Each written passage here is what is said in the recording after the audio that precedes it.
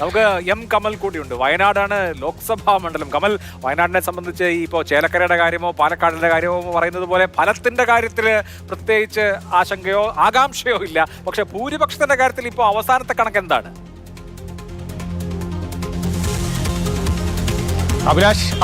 അഭിലാഷ് പറഞ്ഞതുപോലെ തന്നെ റിസൾട്ടിന്റെ കാര്യത്തിൽ ഇവിടെ ആർക്കും ആകാംക്ഷയും ആശങ്കയും ഒന്നുമില്ല.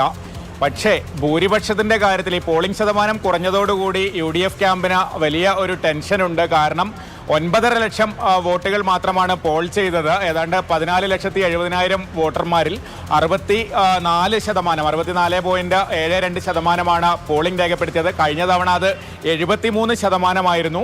അതുകൊണ്ട് തന്നെ ഈ 8%, 9% കുറവ് വരുമ്പോൾ ഈ UDF അവകാശപ്പെട്ടതുപോലെ 5 ലക്ഷം വോട്ടിന്റെ ഭൂരിപക്ഷമൊക്കെ പ്രിയങ്ക ഗാന്ധിക്ക് ലഭിക്കുമോ എന്നത് സംശയമാണ്. അതിൽ വലിയൊരു ആശങ്ക UDF ക്യാമ്പിനുണ്ട്. LDF പറയുന്നത് ഞങ്ങളുടെ വോട്ടൊക്കെ പെട്ടിയിലായിട്ടുണ്ട് എന്നാണ്. അപ്പോഴും LDFന്റെ വോട്ടുകൾ പൂർണ്ണമായും പോൾ ചെയ്തിട്ടില്ല എന്നാണ് UDF നേതാക്കളൊക്കെ വാദിക്കുന്നത്. LDF വേണ്ട രീതിയിൽ പ്രചാരണം പോലും നടത്തിയില്ല, അതാണ് പോളിംഗ് ശതമാനം കുറയാൻ കാരണമെന്ന വാദമാണ് UDF നേതാക്കൾ ഉയർത്തുന്നത്.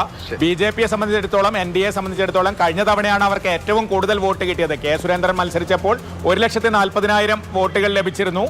അത് കുറയാതിരിക്കുക എന്നതാണ് NDAയുടെ ലക്ഷ്യം. പക്ഷേ അത് നല്ല രീതിയിൽ കുറയും. 1 ലക്ഷത്തിന് അടുപ്പിച്ച് വോട്ടുകൾ മാത്രമേ ലഭിക്കൂ എന്നാണ് LDFും UDFും കണക്കുകൂട്ടുന്നത്. എന്തായാലും പ്രിയങ്ക ഗാന്ധിയുടെ ഭൂരിപക്ഷം സംബന്ധിച്ച കണക്കുകൂട്ടലുകൾ തന്നെയാണ് അവസാന ദിവസം രാത്രിയുമുള്ളത്. ശരി, ഏതായാലും ഭൂരിപക്ഷം എത്ര എന്ന ചോദ്യത്തിന് ഉത്തരമാണ് ഇപ്പോൾ 2019 രാഹുൽ മത്സരിക്കുമ്പോൾ ആ വോട്ടെണ്ണുമ്പോൾ ഞാൻ അന്ന് വയനാട്ടിൽ റിപ്പോർട്ടിങ്ങിനുണ്ട്.